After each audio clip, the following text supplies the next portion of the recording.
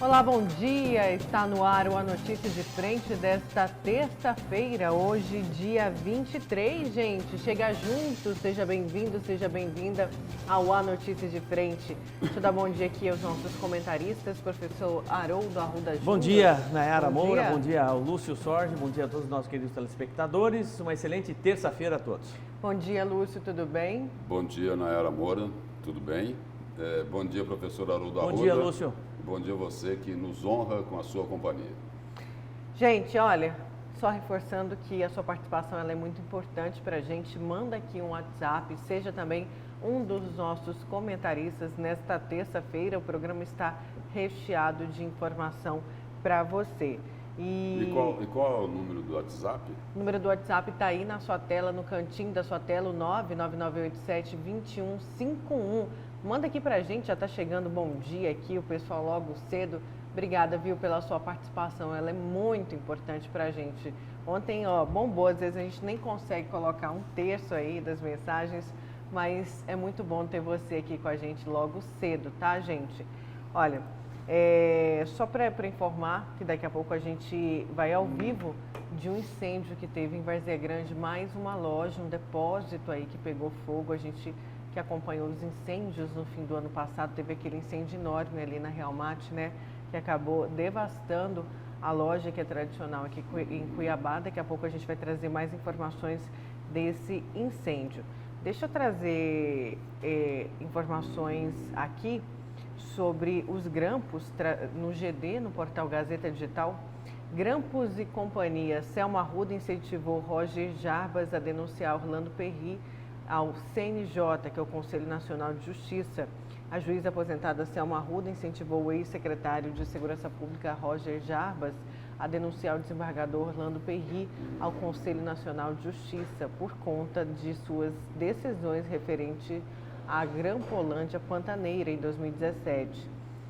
As informações constam aí no relatório da perícia feita no celular de Jarbas após sua prisão naquele ano por obstrução de justiça. Abre aspas, Dr. Rogers tem meu apoio, sinceramente acho que isso passou dos limites, vá ao CNJ, disse uma das mensagens recuperadas. Rogers respondeu agradecendo à magistrada e dizendo que sua vida foi ao chão e que a verdade prevalecerá. Acredito na justiça, doutora, a senhora me faz acreditar na justiça, completa Roger Jarbas. Pois é, até para que a gente não se estenda muito com relação a essa questão da Grampolândia, que já caiu no esquecimento de boa parte da sociedade. Felizmente, vez ou outra, um canal, um site dá uma notícia nova sobre essa questão da Grampolândia, mas a pergunta que fica no ar é a seguinte: quem é que já foi punido com relação a esse crime, que foi amplamente divulgado no Brasil todo por conta dos grampos aqui no estado do Mato Grosso, no governo Pedro Táxi? Todos os envolvidos, né? Qual, de certa forma, envolvido nesse crime que realmente já recebeu algum tipo de punição? É a pergunta que eu estou fazendo. E aí tem, nesse Não caso tem aí nada. nesse caso aí da Grampolândia Pantaneira, tem um fogo cruzado aí, não é? Tem um fogo cruzado, né? De um lado, apontam o dedo lá para o Ministério Público, não é isso? É. E aí é o seguinte, mas tem o retorno disso. De lá para cá, apontam o dedo para a Polícia Civil, é isso? Daqui para lá, né, diz o seguinte, olha, tem muita coisa lá envolvendo o Ministério Público. E aí é o seguinte, aí dizem também, olha, mas lá na Polícia Civil também tem coisa mal explicada, não é isso? Então, tem uma guerrinha aí. Tem tudo nessa muito mal Grampolândia explicado. Pantaneira, quer Porque dizer, ninguém, é o que você disse, e até aqui nada, não aconteceu nada, porque, absolutamente nada. O interessante é a hora que o cabo deu o primeiro depoimento, todos aceitaram o depoimento dele como algo legal, informação importante, muito bom. A hora que o cabo deu o segundo depoimento, não sei se vocês se lembram disso, envolvendo o Ministério Público, aquele que chancelou, que disse que o depoimento dele primeiro era um bom depoimento, disse que o segundo depoimento já não vale mais nada porque ele já está inventando coisa, entendeu? Botou o Ministério Público no meio e está inventando coisa. Então, olha, eu vou te falar, é complicadíssimo um negócio desse. E aí o que as pessoas às vezes ficam desconfiadas é o seguinte, uma instituição aponta o dedo para outra, a outra aponta o dedo para uma. Ou seja, Eles estão ali o quê? Estão negociando alguma coisa ou não? Hã? Olha, me deixa quieto, que eu não mexo com você. Como que é? É por aí ou não? Só pode ser, porque não tem. A única. Porque quem está de fora, né, seja um jornalista, a não ser um jornalista investigativo que está ali a fundo, né, na questão da Grampolândia, quem está de fora, à luz da sociedade, da opinião pública, né, é como se nós fôssemos menosprezasse a nossa inteligência, né?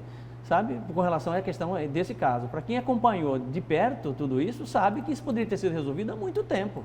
Há muito tempo. Só que a justiça não é capaz. E quando ela tem, de certa forma, sinais de envolvimento dela no processo, entendeu? Ou de membros dela no processo, aí, meu amigo, aí pode esperar que aí realmente só na próxima internacional. Falta o seguinte, falta um pouco mais de verdade e de transparência. Claro, verdade e transparência. Você está falando do MPE...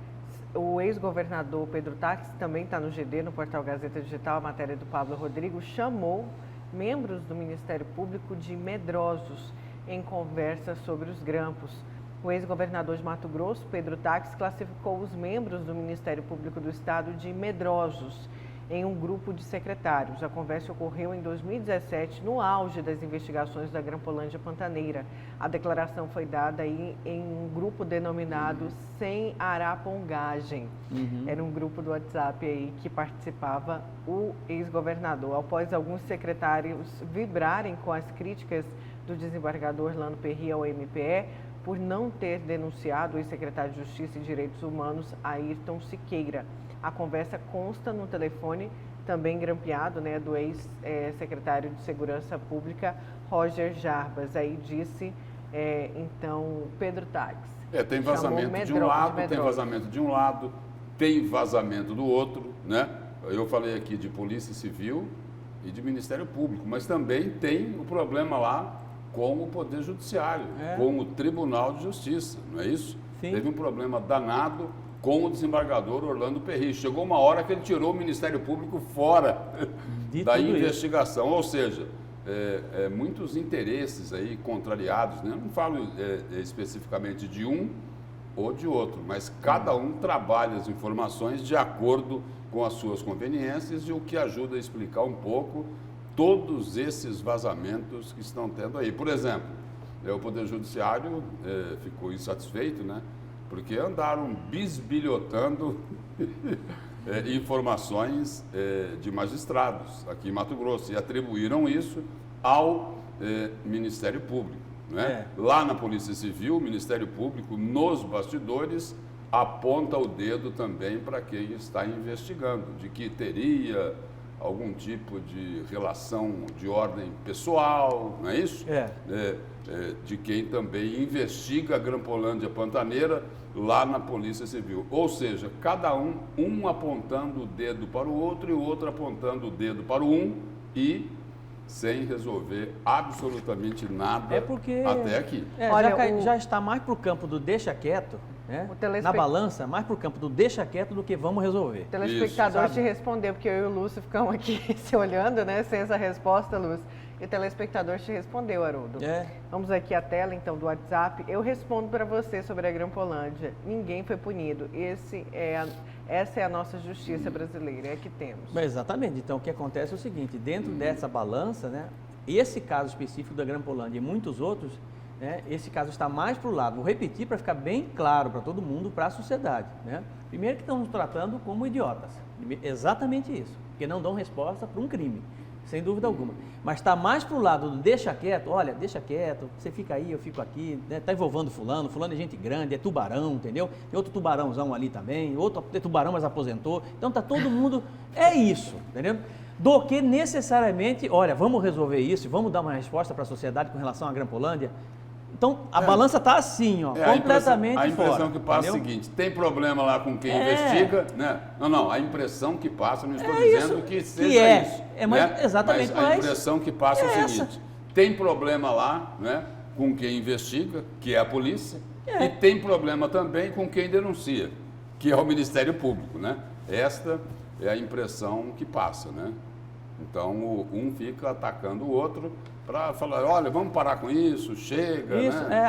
Não vai resolver nada, a gente tocar isso para frente, exatamente. Né? Nós vamos nos prejudicar. Exatamente. Porque é o seguinte, o Ministério Público pediu o inquérito, a investigação para a Polícia Civil, mas parece que não chegou. Eles não querem mandar. Aí a pergunta é, o que é que tem aí? Aí falar, não, o Ministério Público também tem coisas a explicar. Mas isso não aparece publicamente. Aí né? vem um jornal competente como Aí esse. fica o seguinte, fica o quê? Como ameaça, não é Como isso? ameaça. Como chantagem, não é isso? Aí vem um jornalista desse, competente, um jornal desse, competente, e publica, né, revive o caso da Grampolândia, que fala, meu Deus do céu, vem de novo, porque já não esqueceram esse negócio, entendeu? Sabe? Publicaram de novo, quer dizer, é isso que incomoda, tá entendendo? Mas a gente está aqui justamente trazendo à sociedade um problema que não foi resolvido. Olha, vamos falar aqui de um outro assunto que causou uma grande repercussão ontem à tarde aqui em Mato Grosso, que é, inclusive, capa do jornal A Gazeta de hoje. Aqui, Botelho perde cargo e a L já escolhe substituto hoje. O Supremo Tribunal Federal suspendeu a posse do presidente, né, e do deputado Eduardo Botelho na presidência da Assembleia Legislativa. Quem vai trazer mais informações para a gente é a Nayana Bricá.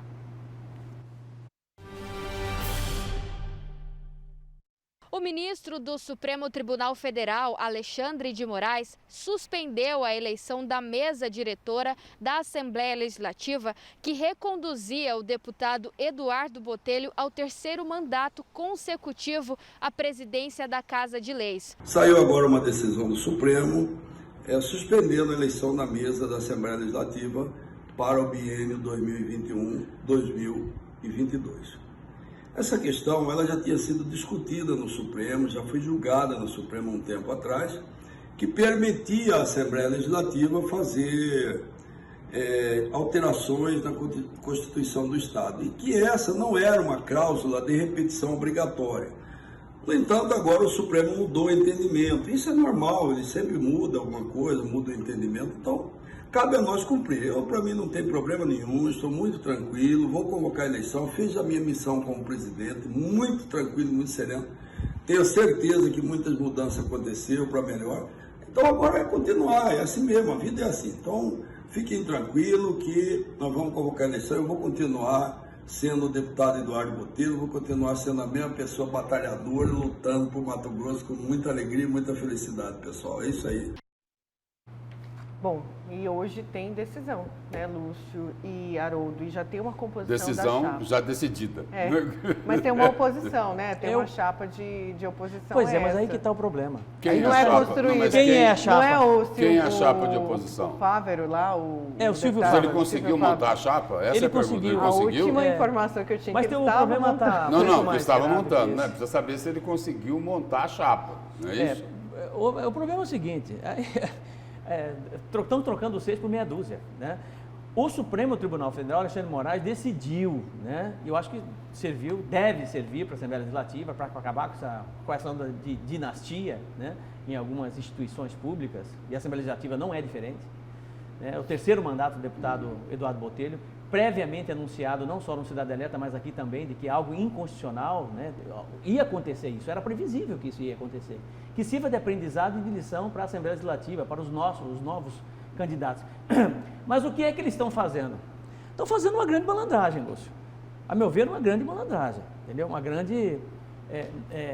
No caso aí, o seguinte... Eles estão trocando cadeira. Entendeu? Porque essa decisão abre espaço... Mas por que é que você chama isso de malandragem? Só para a gente poder entender malandragem, assim, e orientar também o telespectador. Malandragem assim, por exemplo, não é na maldade que eu estou falando isso. Né? Sim. Tá? Não é na maldade, não é malandragem na maldade. Mas tem Mas eu malandragem... nunca vi malandragem sem Malandragem ser da na bondade. Isso que eu Não, queria malandragem saber. daquela malandro, mané. Sendo oportunistas. Tá? Acho que a palavra melhor é essa. Sendo Então oportunista. lá não é coisa de mané. Não. Não é coisa sendo de mané. oportunista. Tá? Sim. Por quê? O que eles estão fazendo? Eles estão aproveitando exatamente essa decisão do Alexandre de Moraes, né? Que destituiu toda a mesa diretora, mas eles estão só trocando cadeiras.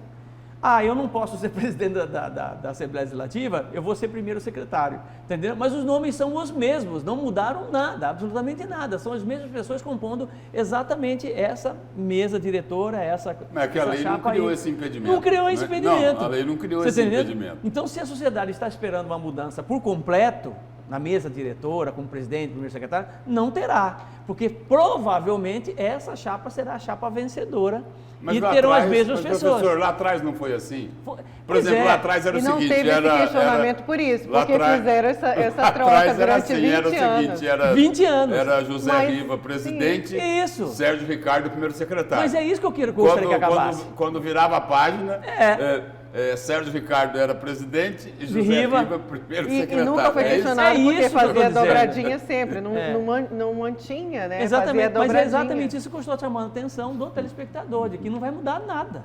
Não vai mudar absolutamente nada, porque vai manter o mesmo poder e o político, o mesmo grupo Na político. realidade, quem perdeu aí foi a deputada Janaína Riva.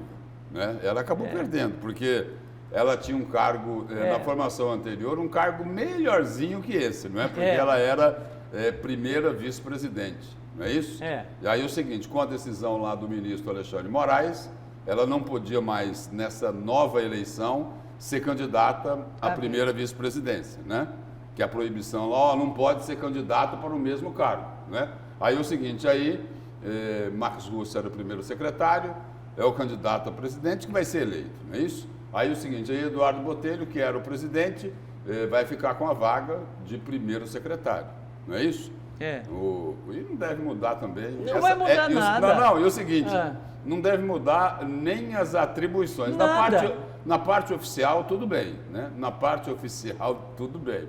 Mas me parece que não vai alterar muita coisa nas decisões lá no Poder Legislativo. E no sistema democrático isso? como o nosso, isso que eu quero chamar a atenção, né? A alternância de poder é fundamental. Não é nem importante, ela é fundamental para que realmente possa oxigenar, possa criar novos conceitos, né? Uma nova abordagem de gestão. Então, eu gostaria muito que realmente nós tivéssemos uma mesa diretora nova por completo, para que realmente pudessem ter outras atitudes, né? Outra forma de gestão, que isso é extremamente salutar. Eu gostaria só de ampliar um pouquinho mais, pegando como gancho essa questão da Assembleia Legislativa, para dizer uma outra coisa aqui, E não tem nada a ver com a Assembleia Legislativa, com mesa diretora. Tem a ver com o nosso sistema político. Algo que é terrível para o país, atende pelo nome de reeleição. Pois é. Olha, a reeleição causa um mal, um estrago, mas tão grande. Por exemplo, vamos pegar aí alguns exemplos, né? O governador Mauro Mendes, olhando para 2022, não é isso? Olhando lá para 2022. Vamos voltar um pouquinho. Dilma Rousseff. Por exemplo, outro exemplo aqui. Em Cuiabá, o prefeito Emanuel Pinheiro acabou de se reeleger prefeito, olhando para 2022. Voltando, lá atrás, Dilma Rousseff, né? Para se reeleger, colocou lá, fez um trabalho, né? De colocar preços artificiais na energia elétrica, nos combustíveis. Espera aí, não, foi lá na Dilma Rousseff, mas está acontecendo agora? Está também, com o presidente Jair Bolsonaro, de olho em 2022, ou seja, tudo por causa da reeleição. Tudo por causa da reeleição que provoca um estrago gigantesco no país. O camarada se elege, né? E ele já está de olho lá na frente. Olha, a minha ideia, o político se elegeu para um determinado cargo, 4 anos, ele tem que cumprir o mandato todo. No final, ele não pode sair candidato à reeleição e nem candidato a outro cargo. Ele tem que ficar pelo menos 2 anos de quarentena. Porque senão é o seguinte, o prefeito vira deputado, o governador vira senador e o seguinte, não muda absolutamente nada. Tem uma Inclusive, proposta, E aí o né? seguinte, aí o povo é só massa de manobra. Do Alessandro Molon, do deputado de acabar com o fim da reeleição. Acabar com a reeleição, né? Acabar com a reeleição. Mas até que tem uma adesão, mas não a maioria, creio eu, para conseguir essa aprovação. Inclusive existe até salvo engano, existe até um projeto do deputado Wilson Santos nesse sentido, de primeiro acabar com o voto secreto, acabar com reeleição, acabar com tudo isso aí. Não, mas o dele é a questão reeleição do lá Wilson na Santos LMT, é lá né? na Assembleia. É, o na que Assembleia. eu falo é de Na forma Assembleia. mais ampla. Mais ampla, Não é melhor isso? ainda, melhor ainda. O político com mandato, ele se elegeu, fica 4 anos, não pode Melhor sair ainda. candidato à reeleição e nem sair candidato a cargo nenhum. Melhor né? ainda. No mínimo, ele vai ficar 2 anos, vai ter que enfrentar uma quarentena de 2 anos. Se ele foi bom, se foi um bom deputado, se foi um bom prefeito, um bom governador, o eleitor traz ele de volta. Se não for, ele fica lá no ostracismo dele. E se essa PEC fosse aprovada, teria um efeito imediato, né, Lúcio? Porque teve um efeito imediato para a reeleição de Fernando Henrique Cardoso. Porque Cadê não a- tendo a reeleição e o político não podendo se candidatar a um outro cargo, fatalmente nós teríamos uma renovação maior. Existe, exatamente. Mudar as caras na política. Ou mudar só as caras, Não, né? Mas o comando mas já era continua o mesmo. já seria pelo menos Sim. um fachozinho de luz No lá final no do final do túnel. Porque agora, hoje, o que acontece hoje? Eles vão, fazem os acertos, as combinações deles, continua tudo igual e o povo é o quê? Massa De manobra. É Só está isso, ali só mais para nada. votar. Exatamente, só para Sim. votar e pronto, acabou. Infelizmente. Vamos aqui algumas participações. Tem reclamação aqui pra gente. Bom dia, bancada. Eu quero fazer uma reclamação do postinho do Parque O'Hara, aqui do Cochipó. Está acontecendo o seguinte, o paciente vai lá, faz o teste, a médica passa os remédios e diz para você retornar em 5 dias.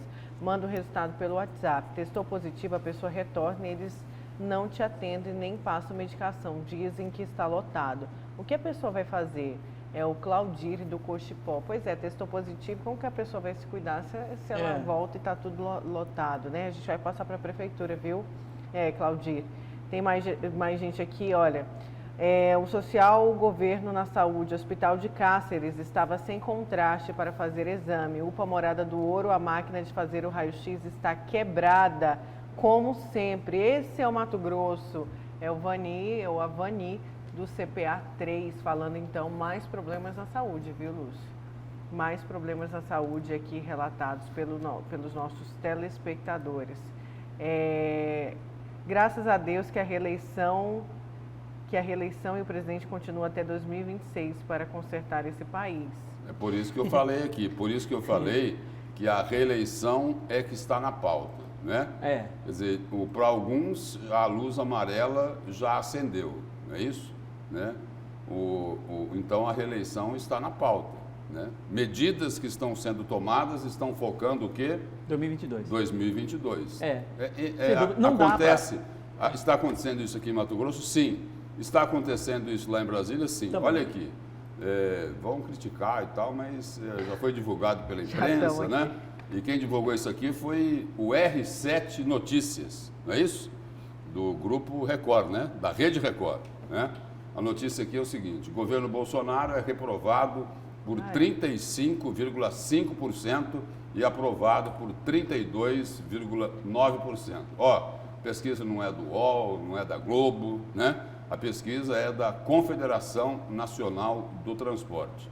E aí a informação do R7, né? Do Grupo Record, né? É a seguinte: a avaliação de que o governo do presidente Jair Bolsonaro é ruim ou péssimo avançou 8,3 pontos percentuais, de 27,2% para 35,5% entre outubro de 2020 e fevereiro de 2021. Aponta essa pesquisa, divulgada nesta segunda-feira pela CNT, a Confederação Nacional do Transporte. O levantamento aponta ainda para a redução de 41,2% para 32,9% no percentual de brasileiros que classificam a gestão como boa ou ótima. As avaliações de que o governo é regular oscilou 0,01 ponto percentual negativamente, agora figura com 30,2%. E aí o seguinte, só decodificando aqui, né, fazendo uma continha aqui, só para destacar o seguinte, né? A avaliação de que o governo é ruim ou péssimo avançou mais de 8 pontos, né? Mais de 8 pontos de outubro para agora, para o mês de fevereiro. E aí A avaliação é positiva, caiu 32 para 41, mais 8 pontos também, né? Ou seja, o que se perdeu lá na avaliação positiva acabou indo lá para a avaliação negativa, né? Então, mas tem uma explicação isso aí. Não, sempre tem uma explicação, né? Sempre tem uma explicação. O que acontece aí é o seguinte... tem, por exemplo... Não, eu não estou contestando a pesquisa, pelo contrário, eu vou reforçar exatamente, a leitura é exatamente essa, não estou dizendo que a pesquisa é errada, não, de forma alguma, pelo contrário, né? Eu acho que ela está sinalizando um cenário que é correto. Por quê? Foi retirado o auxílio emergencial, então boa parte da população, principalmente no Nordeste, acabou não recebendo o auxílio emergencial, algo que dava uma certa credibilidade e popularidade para o presidente Jair Bolsonaro. Essa demora em decisão na retomada do auxílio emergencial está criando exatamente esse cenário aí, ponto 1. Ponto 2, a questão das vacinas. Acabou vacina no mundo, acabou vacina no Brasil e ainda estamos sem vacinas. E isso também cria uma certa instabilidade, né? Esse é o ponto 2. Ponto 3, o aumento dos combustíveis. O aumento do combustível de 10% da gasolina e 15% do óleo diesel também tira a popularidade do presidente. Esses 3 pontos sendo muito bem trabalhados e serão trabalhados, já começaram a ser trabalhados pelo presidente Jair Bolsonaro nos próximos meses. A partir de março agora você já começa o início da liberação do auxílio emergencial, né? Você tem a retomada das vacinas, que tem a previsão de chegar ainda esta semana aqui no estado do Mato Grosso e outros estados. E esse enfrentamento que o presidente Jair Bolsonaro está fazendo na Petrobras, trocando o presidente e tentando não intervir, trocou o presidente, mas não fez uma intervenção na política de preços da Petrobras, né? Provavelmente, se ele conseguir administrar exatamente esses 3 pontos nos próximos 30 dias, 60 dias, essa pesquisa muda completamente. Na questão aí da Petrobras, ele já começou, né?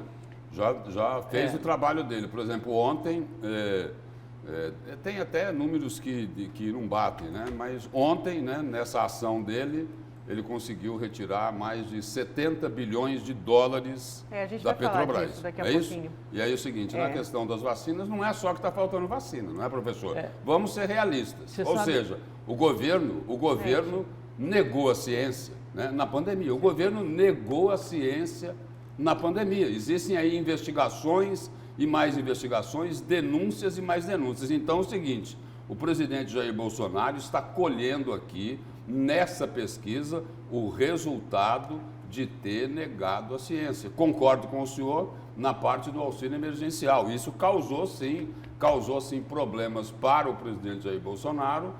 A suspensão aí, que foi até dezembro, né? O pagamento do auxílio emergencial, então, isso daí causa sim um impacto muito grande, principalmente aí na região Nordeste, apesar de que, por exemplo, aqui em Mato Grosso, de cada 3 famílias, uma foi beneficiada com o auxílio emergencial. Gente, agora vamos ao vivo, vamos falar de um incêndio que aconteceu nessa madrugada, num barracão na Rua Alzira, próximo a uma loja grande ali de departamento em Várzea Grande. Foi destruído aí esse barracão pelas chamas hoje de madrugada. O barracão servia para guardar peças usadas de veículos. E a gente vai agora ao vivo com o repórter João Fernandes, direto do local do incêndio, para saber como que está aí na região. Estreia do João também aqui no A Notícia de Frente. Bom dia, João.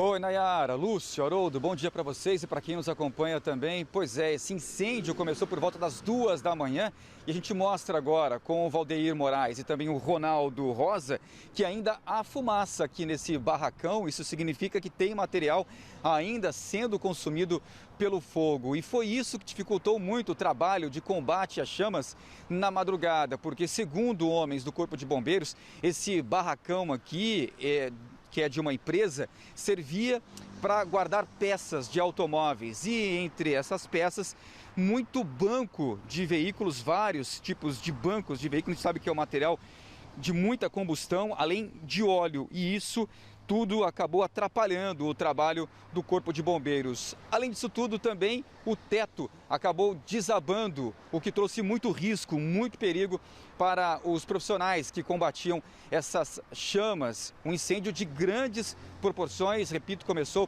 por volta das 2 da manhã, aqui na rua Irmã Elvira, que fica bem próximo à Avenida da FEB, em Várzea Grande. Quem chamou aqui o Corpo de Bombeiros foi a Guarda Municipal, que tem uma base bem próxima aqui desse barracão, e os agentes chegaram aqui, primeiro já isolaram toda essa área e em seguida chamaram o Corpo de Bombeiros. A gente inclusive tem uma entrevista feita pelo Franciel Almeida, nossa equipe na madrugada, que ouviu, além do Corpo de Bombeiros, também o agente da Guarda Municipal, o agente Drummond, e a gente acompanha agora. O pessoal nosso de plantão visualizou grande quantidade de fumaça, né, e nos acionou. Nós estávamos próximos, chegamos, já isolamos aí a área, as vias, né, no entorno do incêndio, e acionamos via CIOSP, que é integrado, né, juntamente com a Guarda Municipal, Polícia Militar, Polícia Civil, e os bombeiros chegaram rápido, com toda essa estrutura aí que vocês estão vendo, e com certeza evitou um mal maior.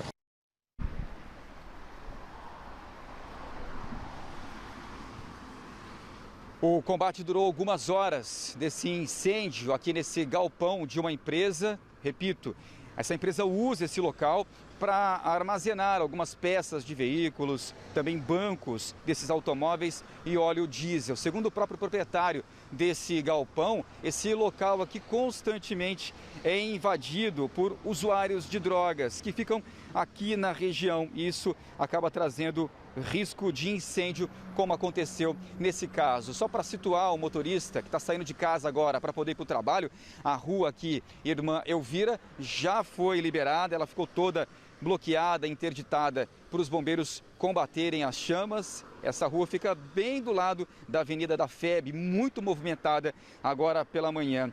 A região aqui tem vivido alguns casos de incêndio. No ano passado, em Cuiabá, um incêndio de grandes proporções atingiu um prédio da papelaria Real Marte, localizada na Avenida 15 de Novembro, por ter gerado um prejuízo acumulado de 50 milhões de reais. No ano passado também, em dezembro, um incêndio destruiu uma loja de revenda de pneus e atingiu também um prédio usado como depósito de mercadorias de decoração de Natal, que é altamente combustível, né? Pega fogo muito fácil. Isso foi na Avenida Fernando Correia da Costa, em Cuiabá. Nesse caso aqui, o prejuízo não foi divulgado. Incêndios que impactaram e estão impactando o comércio, que já anda sofrendo com a pandemia, nesse abre e fecha. Para finalizar, Nayara, Lúcio e Haroldo, dá só uma olhadinha, vou pedir para o Valdeir Moraes mostrar para a gente, olha só, ainda há fumaça aqui no local, isso chama muito a atenção, isso quer dizer que tem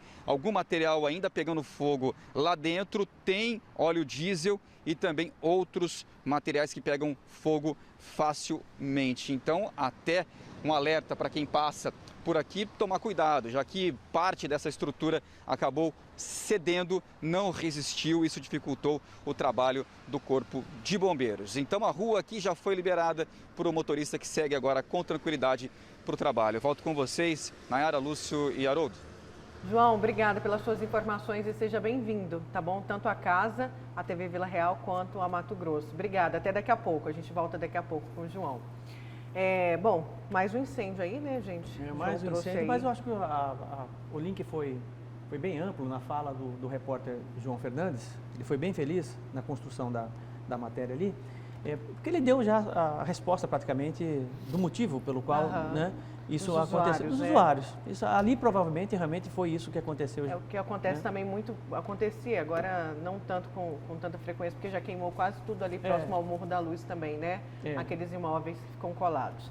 Olha, antes do intervalo e antes de saber os destaques, vamos aqui às participações do telespectador. Vamos ser realistas, o governo não negou a pandemia, Lúcio, muito pelo contrário. Ele alertou no início que quem tirou ou negou a pandemia foi o STF, tirando as responsabilidades do governo federal, e ainda assim o governo federal é a principal ajuda para o país. Vamos ser realistas.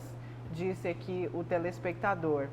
Eu quero responder. Diga. Eu quero responder. Eu estou sendo realista. Por isso que eu falei que o governo negou a pandemia. Como é o nome dele, do telespectador? Eu respeito a opinião dele, Rogério. mas não concordo com o Rogério. ponto de vista do Rogério. Né? Rogério, morreram o quê? Quase 250 mil pessoas no país. E aí é o seguinte, começaram a falar em gripezinha, né?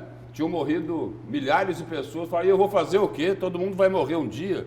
Quer dizer, e aí é o seguinte, aí receita cloroquina, sendo que o seguinte, que os organismos aí, as autoridades da área de saúde aqui do Brasil, do mundo inteiro, não reconheciam esse medicamento para ser utilizado no combate ao coronavírus. Então é o seguinte, para ser realista, a gente tem que olhar para tudo isso. O governo está refazendo a posição dele? Sim, está, porque não teve outro caminho, né? Mas ainda bem que refluiu, né? Que reconsiderou essas posições. Agora, que negou a ciência na questão da pandemia, isso daí não tem dúvida nenhuma. E eu quero registrar aqui, ó, já é outro assunto, não é a pandemia, uma opinião aqui do Marcelo Sandrin, o nosso amigo aqui, o médico, né, Marcelo Sandrin, lá do Hospital Santa Helena.